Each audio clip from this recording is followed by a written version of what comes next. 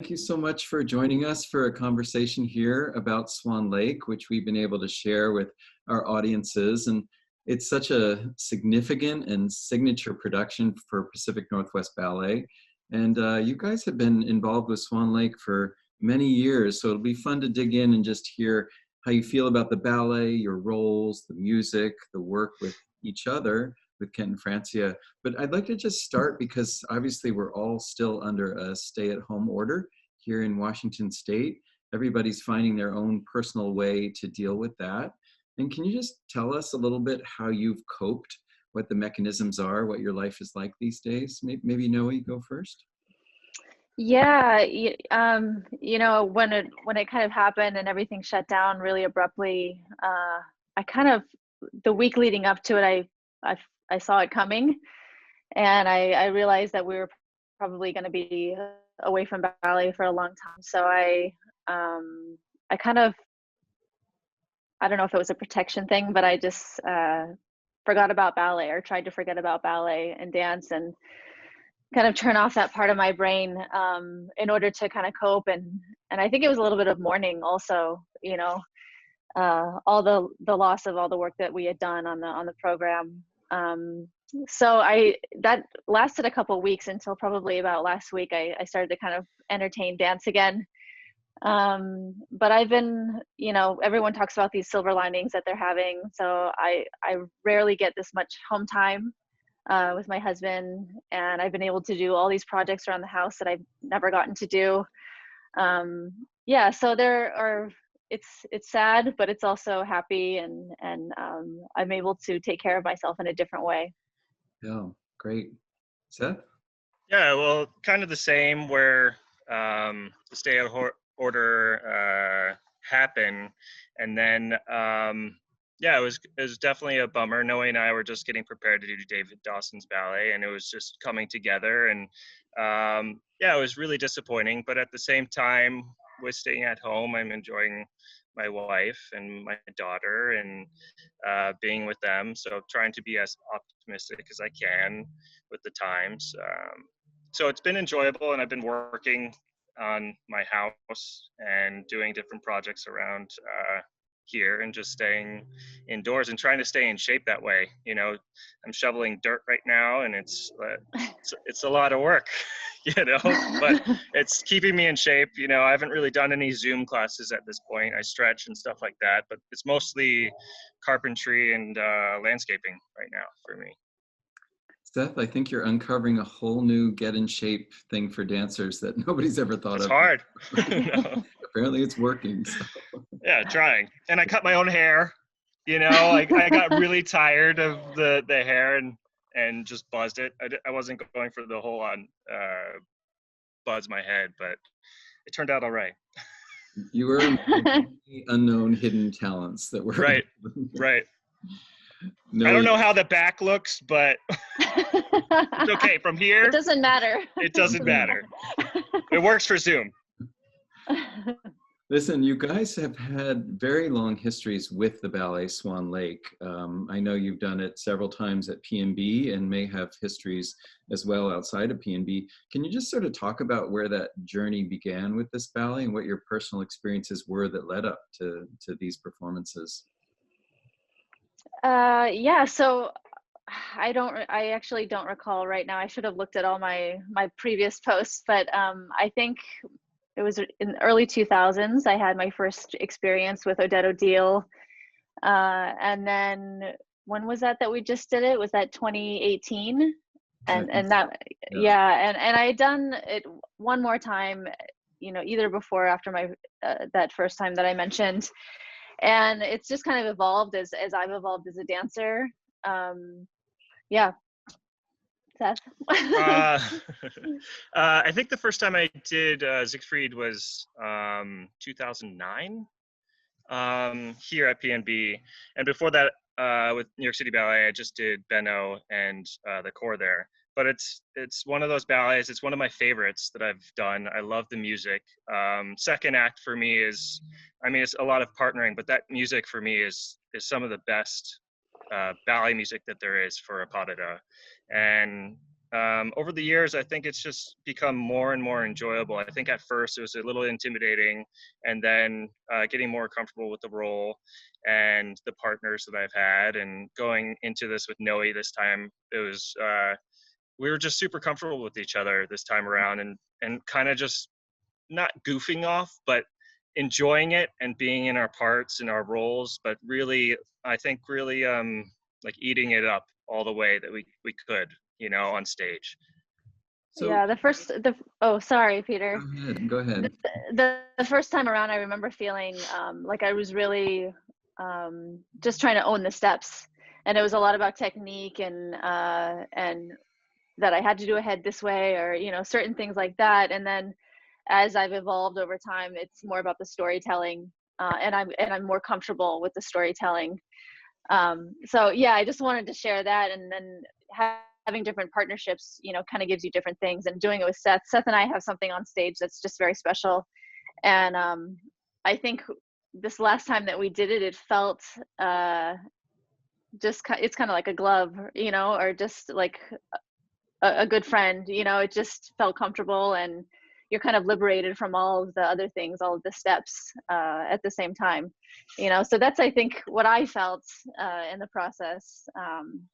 And then you just open up. Yeah, and it's the trust between Noe and I, especially in third act. I just remember being like going for things a little bit more, and either Noe would go for something and trust that I would be there. And yeah, it just really worked out. Yeah, it's nice to feel. It's nice to feel that. So I can remember being in a rehearsal this last time, sitting next to Francia, and her leaning over and just saying to me what you just said, Noe.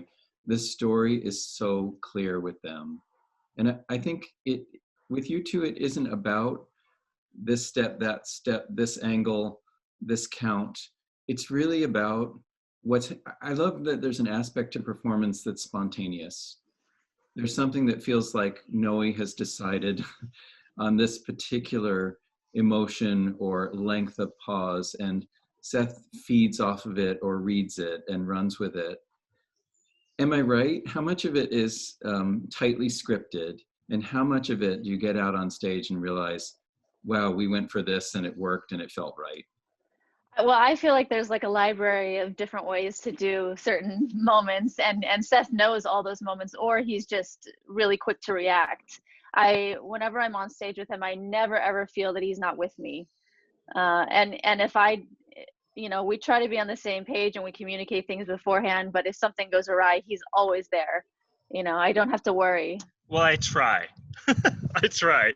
But Yeah. it's the same with Noe. I like when we have like our scripted things that we'll do, but Noe will sometimes go a little bit out of the box, and negotiate different things and what she's feeling in that moment on stage. And that's what makes it a performance, is like that extra amount of just the individual performance, that happens in the moment. And then we're so in sync that it just is an easy thing to do when you've rehearsed for so long, and then you get on stage and you take it to that little next level here or there. And yeah. Noe, you have two roles to play in this production. Obviously, that's the way it's been done for many years now. How do you divide the two characters in your preparation process? And are they completely divided, or do you see any similarities? I feel they're divided. When I was younger, I really identified more with Odile, and I think as I've matured as a woman, I'm able to understand her personality a little bit more. So that's developed in that sort of way. And then Odette was just always a reach for me when I was younger, and so I do feel like they're two different people. And I look at my performance and what we did, and the work is ongoing. The work is forever. So I don't know if I'll ever get there with the two people, the two birds, but yeah, that's all. I read it very clearly. I skipped back and forth between white and black, and I read it very clearly. There was sort of confidence, and there was suddenly a relationship to the audience that you weren't having necessarily with Seth. in Black Swan, which was different. You hadn't had a relationship with the audience in White. Yeah, absolutely. I think this is something that maybe I got from Monte Carlo, is that, for something like White, it's all about like the cinema kind of, and you're these actors in this movie, and that's what I feel in White. And then Black, she's just more showy. She's trying to show everyone, like, I'm going to take this guy down. So that's why everything is outward. Whereas Odette is really just about what's the connection that's happening between Seth and I. Seth, two attractions for you, very different types of love that you experience in your character. How do you contrast those two? Well, with the second act, Pa is like my favorite because she's so innocent, and it's just such a different dynamic, from third act, where it's more of an aggressive Padada, and she's a lot more outgoing and actually initiates a lot of our steps going across in the Padada. And a lot of it is just,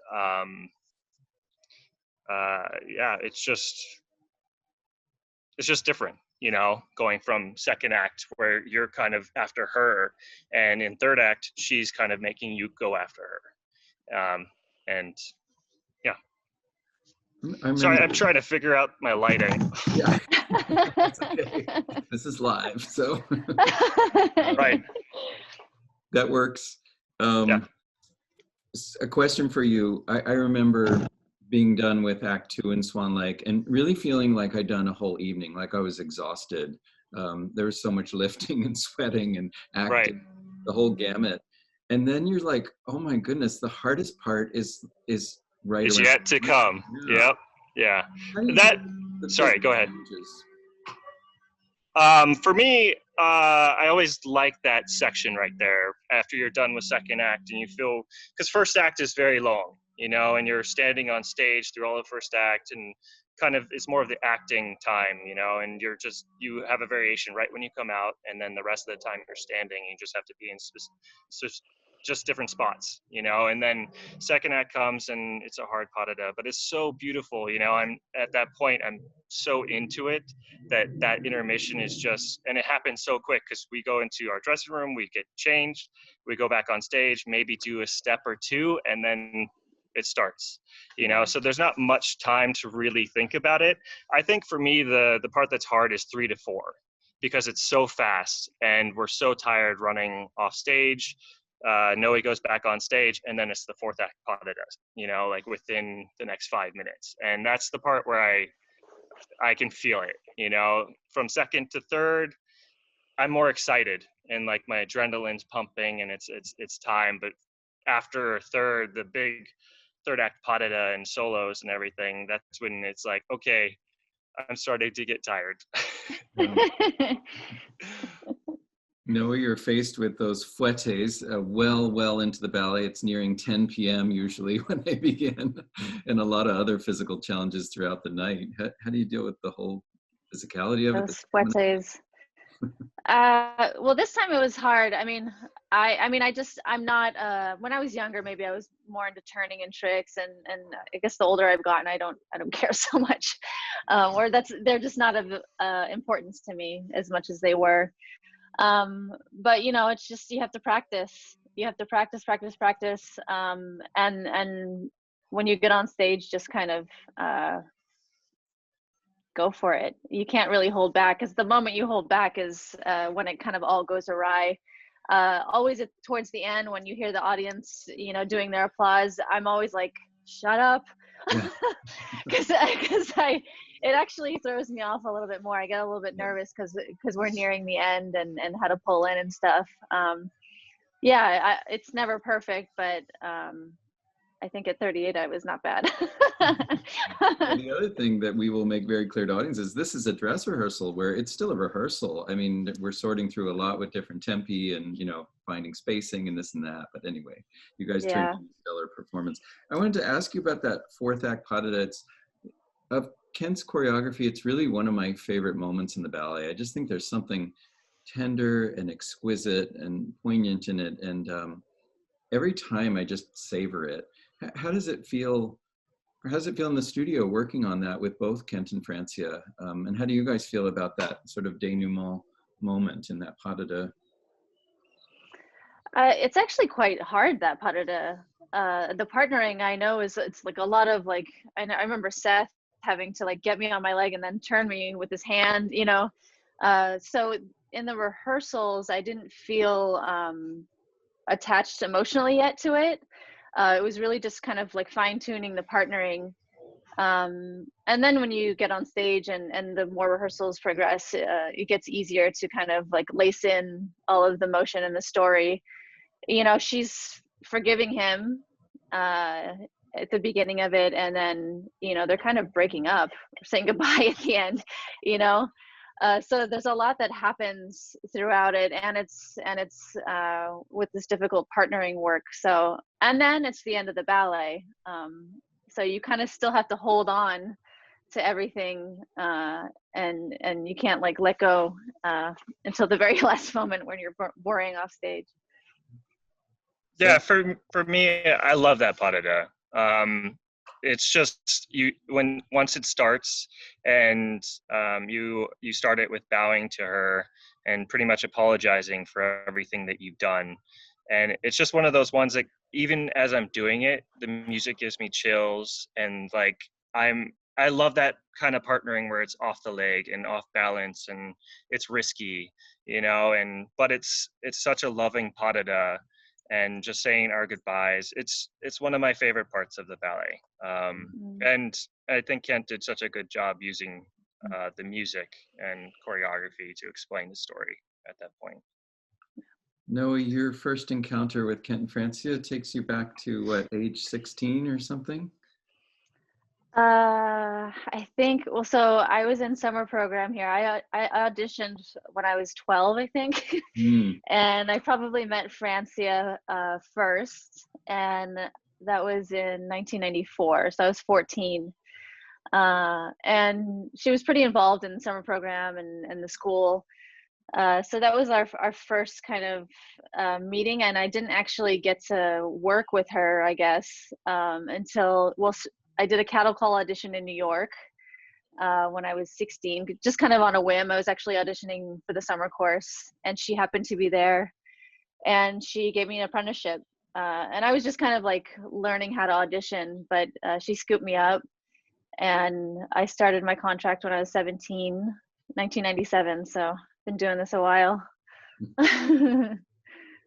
It's a great relationship. Yeah. So you took to the relationship with Kent and Francia seemed to just start in an evolved way when you guys first met. I could feel their appreciation and fondness for you from the first day. Yeah, I really, really like Kent and Francia. They're really fun to work with, and I like their honesty, you know, and like if something looks bad, they'll say, or they'll stop it, or they'll say it looks good or whatever. And I've known their son Chris Stoll since I was a kid at San Francisco Ballet. So I grew up watching Chris, and it was fun to finally meet his parents when I came here in 2007 and started to work with them.